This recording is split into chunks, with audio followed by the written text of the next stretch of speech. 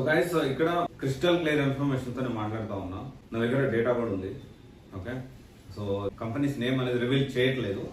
So ఎందుకు అంటే ఇప్పుడు రివీల్ చేసి ఇప్పుడు వాళ్ళు థ్రెటనింగ్ ఇచ్చి ఆ రిస్క్ ప్రజెంట్ అంత టైం మనకి లేదు కాబట్టి నేనైతే క్లియర్ గా చెప్తా ఉన్నాను. క్రిస్టల్ క్లియర్ ఇన్ఫర్మేషన్ ఇది. వచ్చే 4 నుంచి 6 నెలల్లో నాకు తెలిసినంత వరకు ఒక హైదరాబాద్ లోనే 20 నుంచి 30 అంత మించే ఉండొచ్చు.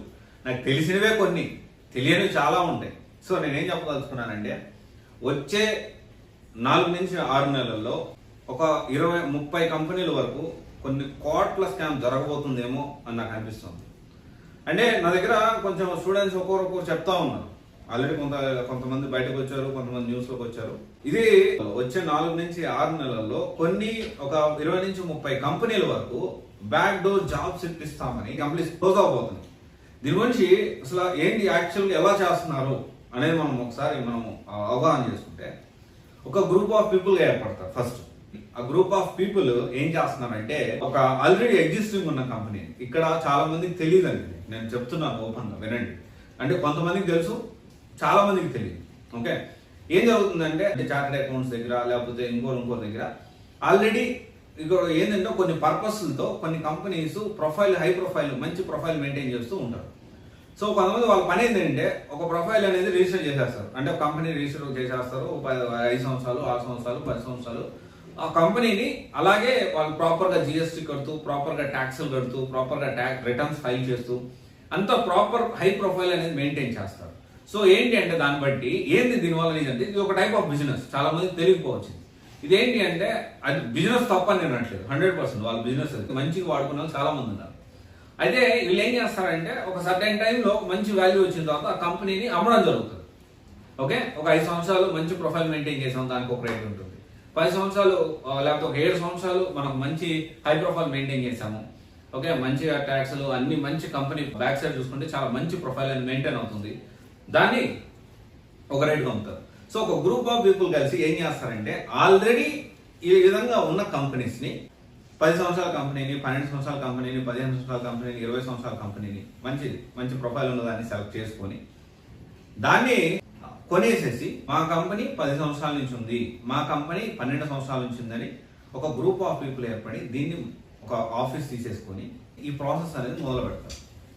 మొదలుపెట్టిన తర్వాత ఇనిషియల్ గా కొంత డబ్బులు తీసుకొని బ్యాక్ డోర్ లో జాబ్ ఇప్పిస్తాం. దీన్ని మళ్ళీ కొంతమంది కన్సల్టెంట్ లాగా వీలే మధ్యలో ఇంకొక పర్సన్ యాడ్ చేసేసి దీంట్లో నుంచి ఒక 1 లక్ష కట్టో, 2 లక్షలు కట్టో, 1,50,000 కట్టో, 2.5 లక్షలు కట్టో, ఈ విధంగా వాళ్ళ నుంచి మనీ అనేది కలెక్ట్ చేస్తూ ఉంటారు. కొంతమందికి శాలరీస్ ఇస్తారు నమ్మకం కలగడానికి. ఆ తర్వాత నమ్మకం కలిగిన తర్వాత ఒక 2 నెలలు 3 నెలలు అలా లేకపోతే 6 నెలలు, 1 సంవత్సరం, 2 సంవత్సరాలు, 3 సంవత్సరాలు ఒక మంచి హ్యూజ్ అమౌంట్ కలెక్ట్ అయిన తర్వాత ఓకే ఒక మొత్తం సెట్ చేసుకొని ఫస్ట్ ఎలా స్టార్ట్ చేస్తారంటే ముందు ఏం చేస్తారు, మీ దగ్గర పర్ఫార్మెన్స్ లేదు, శాలరీస్ ఇవ్వడం ఆపేస్తారు. తర్వాత వచ్చేసి రకరకాలుగా చేస్తూ ఒక మంచి అమౌంట్ కలెక్ట్ అయిన తర్వాత ఆ కంపెనీ అనేది బోర్డు తిప్పేస్తారు. సో ఇప్పుడు కంపెనీని మనం క్వశ్చన్ చేయడానికి ఉండదు, ఎందుకంటే మనం డైరెక్ట్ కంపెనీ ద్వారా వెళ్ళలేదు, సమ్ థర్డ్ పార్టీ పర్సన్ ద్వారా వెళ్ళాం. సరే పోనీ అక్కడే కంపెనీ ద్వారా వెళ్ళినా థర్డ్ పార్టీ పర్సన్ ద్వారా వెళ్ళినా మనము ఇమీడియట్ గా పోయి కంప్లైంట్ ఇచ్చేసి కేసులు పెట్టేసేస్తే ఇమీడియట్ గా డబ్బులు ఏమైనా వస్తాయి అంటే రావు. ఒక్కసారి డబ్బులు ఒక దగ్గర కట్టారంటే మళ్ళీ అంటే రావు. 100% దాంట్లో తిరగలేదు. సో ఈ విధంగా ఏంటి అంటే తర్వాత అంతా సెట్ చేసుకొని ఒకరోజు నా కంపెనీ లాస్ లో ఉంది, లేకపోతే కొంతమంది కిడ్నాప్ డ్రామాలు ఆడతారు, ఇంకొంతమంది అయితే ఇంకొక డ్రామాలు ఆడతారు. So end of the day company అయితే క్లోజ్ చేసేస్తారు. వీళ్ళు కలెక్ట్ చేసుకునే అమౌంట్ అక్కడ కొంచెం ఏదో సెట్ చేసేసుకొని ఒకవేళ కేసులు ఫైల్ అయినా కానీ మళ్ళీ బెయిల్ మీద తిరుగుతూ వాళ్ళు మేనేజ్ చేసుకుంటూ ఉంటారు. సరే వాళ్ళు డెఫినెట్లీ తప్పు చేసినప్పుడు ఎప్పటికైనా శిక్ష అనేది పడుతుంది, పడకుండా ఉండదు. ఈరోజు కాకపోతే రేపు ఖచ్చితంగా.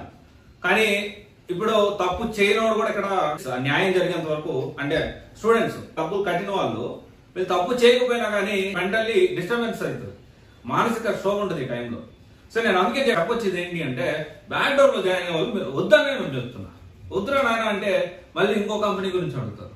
వద్దురా నాయన అంటే స్టిల్ దానికి కూడా సరేరా బాబు నేను మనిషిని పంపించి చెక్ చేస్తానంటే అట్లా కాదంట. డైరెక్ట్ గా మనం ఏ రీసెర్చ్ చేయకుండా ఫ్రీగా నేను నా డబ్బులు ఖర్చు పెట్టి లేకపోతే మనిషిని పంపించేసి ఎక్స్పెక్ట్ చేస్తాను. ఎలా పాసిబుల్ అవుతుంది?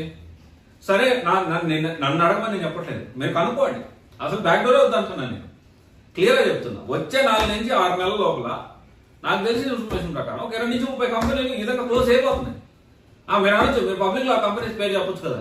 ఇప్పుడు నేను కంపెనీస్ పేరు చెప్పి వాళ్ళు నాకు ఫోన్ చేసి బెదిరించేసి, I don't care about anything, I least bother. ఎందుకంటే యూపీఎస్సీ ఇన్స్టిట్యూట్ గురించి నేను మాట్లాడుతూ ఉన్నాను పబ్లిక్ గా, అండ్ సాఫ్ట్వేర్ ఇన్స్టిట్యూట్ గురించి ప్రతి ఒక్కరి గురించి నేను మాట్లాడుతూ ఉన్నాను. నాకు ఐ నో మై లిమిట్స్, నా లిమిట్స్ నాకు తెలుసు, చట్ట పరిధులు నాకు తెలుసు. దాన్ని నేను కొంత అవగాహన చేసుకొని ఉన్నా.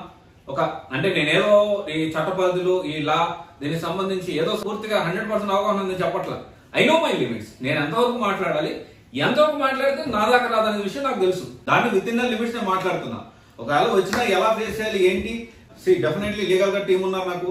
And at the same time మనం ఏమి చట్ట పని చేయట్లేదు కాబట్టి, సో డెఫినెట్లీ మనకు తెలిసిన సార్ వాళ్ళు ఉన్నారు, ఐబిఎస్లు ఉన్నారు, ఎవరైనా ఖచ్చితంగా సపోర్ట్ చేస్తారు.